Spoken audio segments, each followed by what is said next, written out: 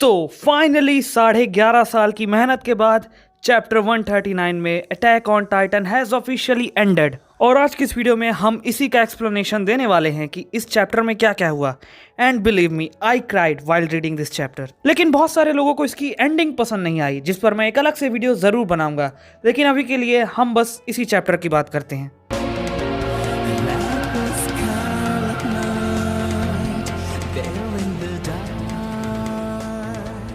इस चैप्टर की शुरुआत में आर्मिन एरन से कहता है कि हाँ मैं समझ गया, तुम्हें ये सब अटैक टाइटन की पावर की मदद से जो तुमने फ्यूचर देखा उसके कारण करना पड़ा, बट क्या तुम्हें ऐसा करने के लिए मुझे पीटना जरूरी था? इस बात पर एरन कहता है कि इवेंट के फ्लो होने के लिए मुझे खुद को तुमसे दूर करने की बहुत जल्दी थी, आई एम सॉरी। लेकिन आर्मिन कहता है कि तुम्हें मुझसे नहीं बल्कि मिकासा से माफी मांगनी चाहिए, आखिर तुमने उससे बहुत नॉनसेंस चीजें कही। इस बात पर एरन भी हाँ करता है। आर्मिन एरन से कहता है कि क्या तुमने ये सब इसीलिए किया जिससे हम इस पूरी ह्यूमैनिटी के नए हीरोज बन सकें? एरन कहता है कि बची हुई ह्यूमैनिटी उन्हें ही फॉलो करेगी, क्योंकि पैराडाइस में से कुछ डेविल्स ने ही उनकी जान बचाई और यही उसका प्लान था।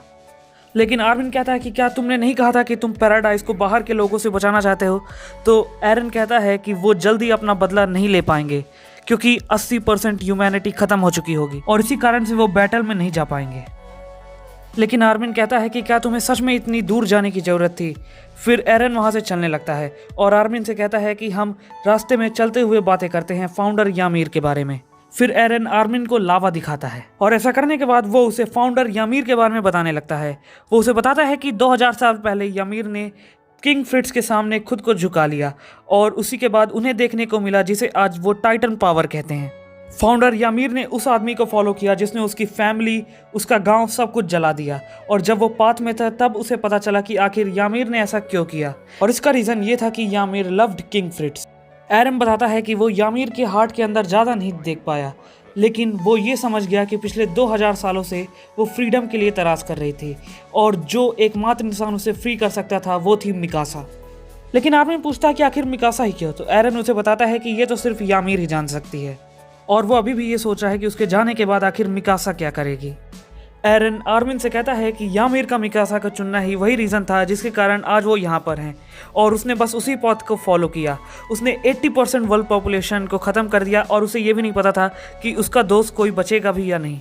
वो उसे बताता है कि उस दिन जब वॉल टूटी थी तब बर्थोल्ड का मरना तय नहीं था और इसीलिए उसने डायना को अपनी मॉम की ओर भेज दिया। वो बताता है कि फाउंडर की पावर में ना ही कोई पास्ट है और ना ही कोई फ्यूचर, वो सभी एक ही टाइम में एग्जिस्ट करते हैं। फिर आर्मिन एरन का हाथ पकड़कर उसे समुद्र की ओर ले चलता है और वो उससे पूछता है कि अब मिकासा का क्या, अब उसका क्या होगा? वो कहता है कि शायद अब मिकासा किसी और आदमी को ढूंढ लेगी, और ये सुनते ही आर्मिन एरन के मुंह में एक मुक्का मारता है और वो कहता है कि वो उसे माफ नहीं करेगा, उसने मिकासा को जो भी कहा था। एरन आर्मिन से कहता है कि वो नहीं चाहता कि मिकासा किसी और आदमी के साथ रहे और वो मिकासा और बाकी सभी के साथ ही रहना चाहता है, वो मरना नहीं चाहता।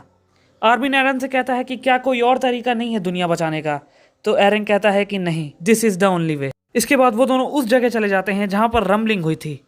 इसके बाद एरन आर्मिन से कहता है कि अब वो उसकी मेमोरीज मिटा देगा और उसे ये चीज़ें तभी याद आएंगी जब वो एरन को हरा चुका होगा, और जब वो दोनों अगली बार मिलेंगे तो वो दोनों एक दूसरे को मारने में लगे होंगे। और इसके बाद आर्मिन एरन को थैंक यू भी बोलता है और उसकी सेक्रीफाइस वेस्ट नहीं जाएगी। और जाते जाते एरन कहता है कि आर्मिन तुम ही हो जो ह्यूमैनिटी को बचाओगे। और फिर इसके बाद हमें बैटल का सीन दिखाया जाता है जहां पर आर्मिन और मिकासा को उनकी वो मेमोरीज मिल चुकी हैं जो एरन ने उन्हें बचपन में बताई थी। और फिर उसके बाद आर्मिन के सामने एरन का सर होता है मिकासा के हाथों में, और उसे देखकर आर्मिन जोर जोर से रोने लगता है। और ये सभी एंड हो जाने के बाद इस पूरी दुनिया से टाइटन पावर एंड हो चुकी है, और इसके बाद सभी को वो चीज़ें याद आने लगती हैं जो कि एरन ने उन्हें कही थी। लाइक कोनी को उसने कहा था कि वो उसकी मदर को वापस से ह्यूमन बना देगा।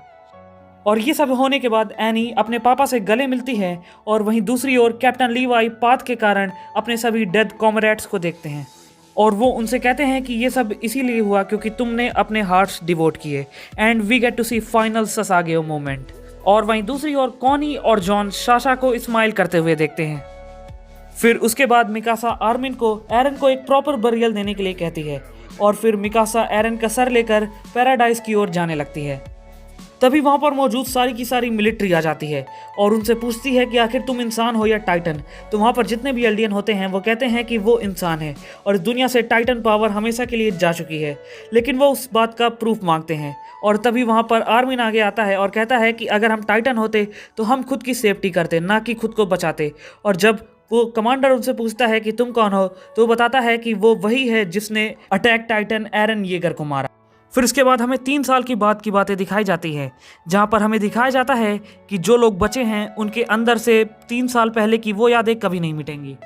और जो एल्डिया है वो अपनी मिलिट्री को काफ़ी ज़्यादा मजबूत कर रहा है, लेकिन जो पैराडाइज के लोग हैं वो अभी भी इस बात से घबराए होते हैं कि बाहर के लोग उन पर हमला कर सकते हैं। और वो सभी एरन की मोटिवेशन लेकर उसी का डायलॉग बोल रहे होते हैं, if we don't fight we can not win. हिस्टोरिया कहती है कि ये फाइट तब तक खत्म नहीं होगी जब तक बाहर की दुनिया या फिर एल्डिया में से कोई एक तबाह नहीं हो जाता। और फिर वो कहती है कि हमें इसी के साथ अभी जीना होगा। फिर उसके बाद हमें एक एयरशिप का सीन दिखाया जाता है जिसके अंदर सभी कोई थोड़े बहुत चिट चैट कर रहे होते हैं, जैसे राइनर हिस्टोरिया की बातें कर रहा होता है और जॉन अपने बाल बना रहा होता है। और इसी के साथ साथ धीरे धीरे बाहर की दुनिया और एल्डियंस भी एक साथ आ रहे होते हैं। फिर उसके बाद हमें कैप्टन लीवाई का भी एक शॉट दिखाया जाता है जहां पर वो व्हील चेयर में फैल्को और गाबी के साथ होते हैं। फिर इसके बाद हमें मिकासा का एक सीन दिखाया जाता है जहां पर वो एरन की ग्रेप के पास होती है और उसका जो स्कार्फ होता है वो भी नीचे होता है। तभी वहां पर एक बर्ड आती है और वो उसका स्कार्फ ऊपर उसको पहना देती है। और फिर मिकासा खड़ी होती है और कहती है कि एरन तुमने ही मुझे ये स्कार्फ पहनाया था। And the final chapter of Attack on Titan ends here. So तुम लोग को वीडियो कैसा लगा मुझे कमेंट करके बताना, और अगर पसंद आया हो तो इस वीडियो को लाइक कर देना और चैनल को सब्सक्राइब कर देना। मैं ऐसे ही वीडियो अपने चैनल पर लाते रहूंगा, तब तक के लिए स्टे ट्यून्ड।